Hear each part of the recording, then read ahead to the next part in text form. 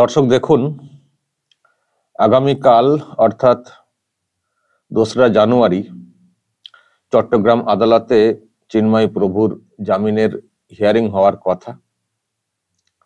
তো তার আগে এটা গতকালকে দেখুন 31/12/2024 গতকালকে বাংলাদেশ সম্মিলিত সনাতনী জাগরণ জোট বলে যেটার একজন মুখপাত্র হিসেবে কাজ করছিলেন চিন্ময় প্রভু, তাদের তরফ থেকে একটা প্রেস বিজ্ঞপ্তি টাইপের দেওয়া হয়েছে।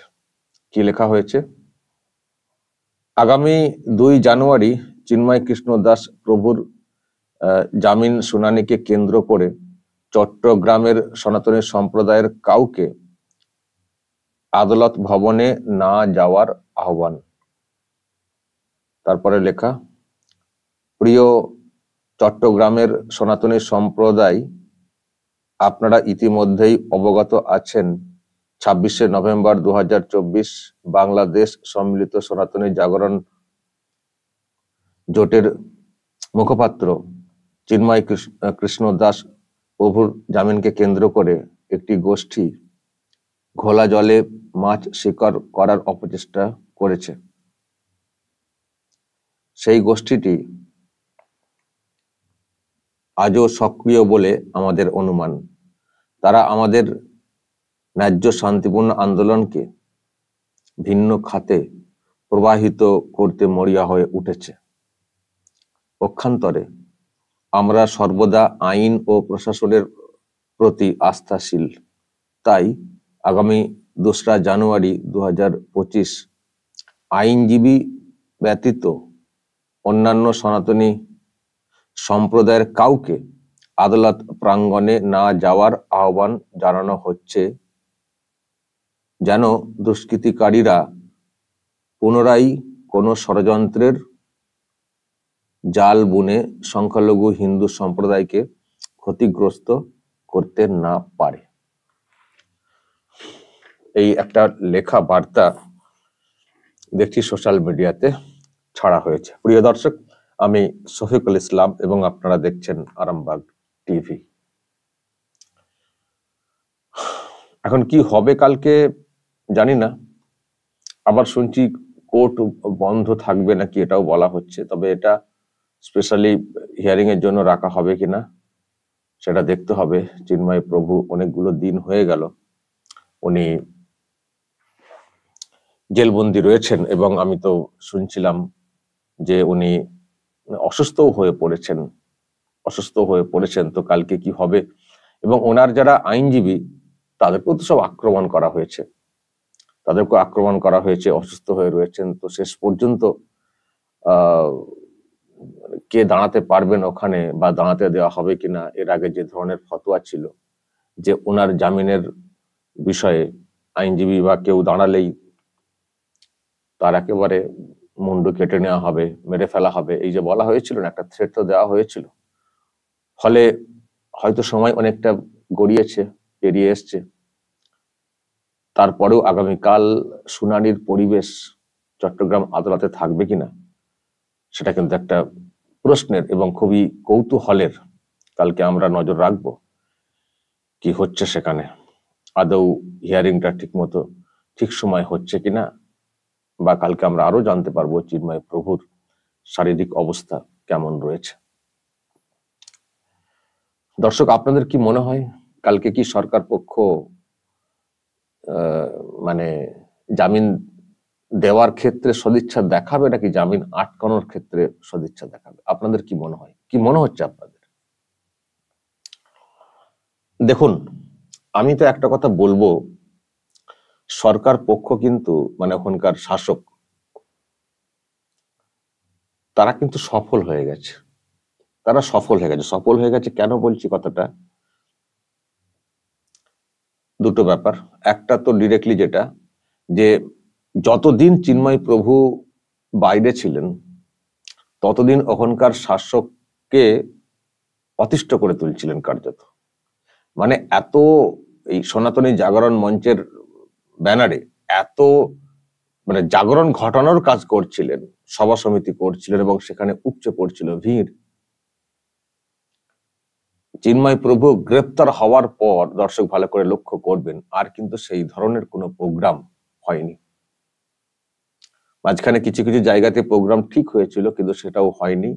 আর ওই ধরনের চিন্ময় প্রভু যখন বাইরে ছিলেন সেই সময় যে ধরনের জাগরণ বা প্রকাশ্যে সভা সমিতি হচ্ছিল, যে ভিড় হচ্ছিল, জমায়েত করে প্রোগ্রামটা হচ্ছিল, সেই ধরনের কোনো প্রোগ্রাম উনি গ্রেপ্তার হওয়ার পরে বাংলাদেশে আর কিন্তু সেই রকম হয়নি। ফলে সেদিক দিয়ে শাসক তো সফল হয়ে গেছে। শাসক তো এটাই চেয়েছিল যে চিন্ময় প্রভুকে গ্রেপ্তার করে ওই যে সংগঠন, যে জোট, সনাতনী জাগরণ জোট, ওটার গলাটাকে টিপে দেব, যাতে শাসকের বিরুদ্ধে বেশি কিছু কথা বলতে না পারে। আমরা যা খুশি করব, যা খুশি বলবো, কিন্তু প্রত্যুত্তর মানে ওই দিক থেকে কিছু আসবে না, কিছু করতে পারা যাবে না। শাসকের বিরুদ্ধে ক্ষোভ বিক্ষোভ দেখানোর মতো শক্তি থাকবে না। তো সেটা কিন্তু করতে পেরেছে শাসক, এটা ভালো করে নিশ্চয়ই আপনারা ফিল করছেন, সেটা কিন্তু করতে পেরেছে। সনাতনী এই চিন্ময় প্রভুকে গ্রেপ্তারের পরে যে আরো অনেকে তার জায়গাটা নিয়ে একেবারে টানা প্রোগ্রাম করে যাবেন দেশের বিভিন্ন প্রান্তে, সেটা কিন্তু হয়নি। ফলে শাসক কিন্তু ওদিক দিয়ে ওরা কিন্তু সফল, ওটা কিন্তু হয়েছে। আর দ্বিতীয়ত, গ্রেপ্তারের পরে যে ক্ষোভ বিক্ষোভ অন্যান্য জায়গাতেও শুরু হয়েছিল, সেটাও দর্শক দেখবেন আস্তে আস্তে থেমে গেছে, আস্তে আস্তে থেমে গেছে। ফলে আগামী কাল আরো খানিকটা রগড়ানোর চেষ্টা হবে কিনা, যে ভালোই তো হচ্ছে, সনাতনীদের জোটকে ভেঙে দিয়েছি, আর আর ক্ষোভ বিক্ষোভ ও ছিল, ওই তো থেমে গেছে, আরো থেমে যাবে। কিন্তু আমাদের এখানে যে পরিবেশটা তৈরি হচ্ছিল, যেটাতে আমরা সমস্যায় ভুগছিলাম, সেটাকে তো আমরা আটকাতে পেরেছি। সুতরাং চলো আরো কিছুদিন রগড়ে দেব, যাতে করে চিন্ময় প্রভু তো পারবেনই না আর দাঁড়াতে, যাতে এই ভয়ে আরো অন্যরাও না আর দাঁড়াতে পারে, মানে এই ধরনের জোট বা ইত্যাদি নিয়ে প্রোগ্রাম করা, ইত্যাদি করা। এবং তাদের কোথাও কোথাও একটা আলাদা সংশয় বা প্রশ্ন ছিল যে সনাতনী জোটের নামে যেটা হচ্ছে সেটা আওয়ামী লীগের, মানে হাসিনার ব্যাপার। সুতরাং অ্যাকচুয়ালি হাসিনার লোকেরা এগুলোকে বেশি করে মুভ করাচ্ছেন। সুতরাং হাসিনার যে ডানা, যেটা মেলার চেষ্টা করছেন এখানে নানান ভাবে, সেটাকেও কেটে দেওয়া গেল বা ছেটে রাখা গেল বা ডানাকে বন্ধ রাখা গেল। ফলে দর্শক এখন দেখতে হবে, মানে যেভাবে এটাকে মোটামুটি তারা করে ফেলেছে, তাদের যে ইচ্ছেগুলো সেগুলো যেভাবে পূরণ করে ফেলেছে, বা যে ভয়টা ছিল যে একটা বিরাট ক্ষোভ বিক্ষোভ তৈরি করে আরো সমস্যায় ফেলে দেবে গ্রেপ্তারের পরে, কিন্তু সেটা কিন্তু হয়নি। চিন্ময় প্রভু গ্রেপ্তারের পরে ওখানে আর কোনো প্রোগ্রামই হয়নি, মানে হয়নি বলতে সন্ত্রাস কায়েম রয়েছে সেই জন্য হয়নি, সন্ত্রাস কায়েম রয়েছে সেই জন্য হয়নি, মানে এতটাই সন্ত্রাস কায়েম রয়েছে যে সেটাকে টপকে যে তারা বেরিয়ে আসবেন সেই শক্তি নেই। তো এমনিতেও জানেন ওখানে সব তো দুর্মুষ করে দেওয়া হয়েছে, এখনো তো অত্যাচার চলছে, তো কি করে হবে। হয়েছিল চিন্ময় প্রভু বাইরে থাকাকালীন, উপচে পড়া সব ভিড় হতো না, প্রোগ্রামগুলো দেখেছেন তো, একটা বিরাট আশঙ্কা আতঙ্ক ছড়িয়ে দেওয়া হয়েছে। এবং এটাও তো দেখানো হচ্ছে না যে তুমি যদি ওখানে থাকো, তোমাকে যদি ধরি, তোমার হয়ে আইনজীবী পর্যন্ত দাঁড়াতে পারবে না, দাঁড়াতে দেবো না, দাঁড়ালে মেরে ফেলবো। এই যে একটা সন্ত্রাস কায়েম করা হয়েছে, মানে রাষ্ট্রীয় সন্ত্রাস, প্রশাসনিক সন্ত্রাস। এরপরে সবাই তো দেখুন, সবার তো আবার জীবন আছে, সংসার আছে না, তো কি করে চলবে। ফলে এত অনিয়ম, এত কিছু হওয়ার পরেও অনেকে সাহস দেখাতে পারছেন না। তবে সাহসটা দেখাতে হবে। সবাই যদি চুপ করে বসে যান, তাহলে কিন্তু এদের যে থাবা, সেটা কিন্তু আরো বড় আকার ধারণ করবে, আরো বড় আকার ধারণ করবে। আমি জানি না কালকে কি হবে, আরো কিছুদিন আটকে রাখার চেষ্টা হবে কিনা। তবে যদি আটকে রাখা হয়, আমার মনে হয়, জানি জীবনের সংশয় আছে, জীবন সংসার নিয়ে সমস্যায় পড়তে হবে, কিন্তু কালকে আটকালে তারপর থেকে বৃহত্তর মুভমেন্ট চালাতে হবে, যেটা চলতে পারে না। তুমি একজন মানুষকে বিনা বিচারে দীর্ঘদিন বন্দি রেখে দেবে, এটা হতে পারে না। মানে এটা যেমন এই যে সতর্কবাণী দেওয়া হয়েছে কেন, এটাও কিন্তু চাপের ফল, যে আপনারা কেউ যাবেন না, দুষ্ট চক্র কাজ করছে, ঘোড়া জলে মাছ ধরার চেষ্টা করছে, আবার অন্যভাবে ফাঁসানোর চেষ্টা হবে। কারণ আগের দিনে, প্রথমে এদিনে হয়েছিল না, একজন আইনজীবীকে মেরে ফেলা হয়েছে, কারা মেরেছে না মেরেছে দোষ হয়ে গেল এদের, চিন্ময় প্রভুর নামটাও রয়েছে আবার ওর মধ্যে, মার্ডার কেসে। ফলে সেই দিক দিয়ে সতর্কতা মানে কি, তার মানে চাপ, এটাও একটা চাপের ফল। কতটা চাপের মধ্যে আছেন ওনারা যে এইরকম করতে হচ্ছে, এত কিছু দেখে শুনে চলতে হচ্ছে। আদালতে বিচার হবে, সেটাও মানে ওখানে ওইদিকে যাওয়া যাবে না, গেলেই অন্যভাবে ফাঁসিয়ে দেওয়ার একটা চান্স আছে। মানে এই যে ব্যাপারটা, এটাও তো আতঙ্কের ফল না? ফলে মানুষ অনেকে মুখ বন্ধ করে ফেলেছেন, কিন্তু এতে মুখ বন্ধ করে ফেললে হবে না। যদি আবার বলছি, কালকে যদি জামিন না হয়, যদি কালকে সরকার পক্ষের অবস্থান ওইটাই হয়ে থাকে, তাহলে বুঝতে হবে সরকার পক্ষ মজা পেয়ে গেছে, শাসক পক্ষ মজা পেয়ে গেছে আটকে রেখে। বাহ, ভালোই হয়েছে, ভালোই হয়েছে। যেটা আমি বলছিলাম যে বাহ, আটকে দিয়েছি, কোন আর প্রোগ্রাম হচ্ছে না, আর হচ্ছে না, ওকে আরো আটকে রাখো। তো এই আটকে রাখার বিষয়টা হলে তাহলে আর মানুষ আর মানে সনাতনীরা আর কোনোদিনই কথা বলতে পারবেন না। এরপর দেখবেন যা খুশি হবে, অত্যাচার কি দেখেছেন আরো হবে, আর কিন্তু কথা বলতে পারবেন না। এই চিন্ময় প্রভুর যে কেসটা, ওইটাকেই জুজু হিসেবে দেখানো হবে। ফলে আগামীকাল জামিন না হলে আন্দোলনের যে বিষয়টা, সেটা অনেক বড় করতে হবে।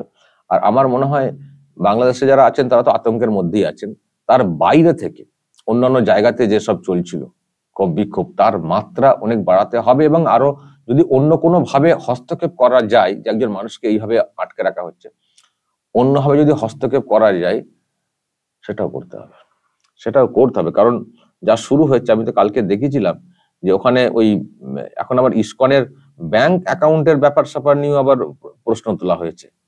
ব্যাংক অ্যাকাউন্টের ব্যাপার স্যাপার নিয়ে প্রশ্ন তোলা হয়েছে, আপনারা দেখেছেন? কালকে বলেছি, কালকে দেখবেন, কালকে একটা ভিডিও করেছি আমি। তো দেখা যাক দর্শক আগামীকাল কি হয়। তবে তৈরি থাকুন, যদি জামিন না হয়, যে যেখানে পারবেন, যেভাবে পারবেন প্রতিবাদ করবেন, না হলে পিষে মেরে ফেলা হবে বাংলাদেশে এইসব লোকজনদের বা সনাতনীদের। এমনিতেই তো নামতে নামতে নেমে গেছে পার্সেন্টেজ অনেক, এরপর আর থাকার কোনো জায়গা থাকবে না। ওখানকার ওইসব দুষ্কর্ম, যারা ওই সংখ্যালঘু বিরোধী, তাদের অত্যাচারের মাত্রা বা তাদের সেই সংখ্যালঘুদের উপরে নির্যাতনের ক্ষেত্রে উৎসাহ আরো বেড়ে যাবে। ফলে সেটা যাতে বেশি না বাড়তে পারে, সেই জন্য কালকের বিষয়টা দেখে ফের প্রতিবাদে সকলের নামা উচিত, এটাই আমার বক্তব্য। দর্শক বলবেন যদি আপনাদের কিছু বলার থাকে, এবং এই যে বার্তা ছড়ানো হয়েছে তার মধ্যে কি আতঙ্কের ব্যাপারটা আপনারা মানে বুঝতে পারছেন, পরখ করছেন, বলবেন। আপনারা যা বলার বলবেন কমেন্ট বক্সে। নজর রাখবেন আরামবাগ টিভিতে।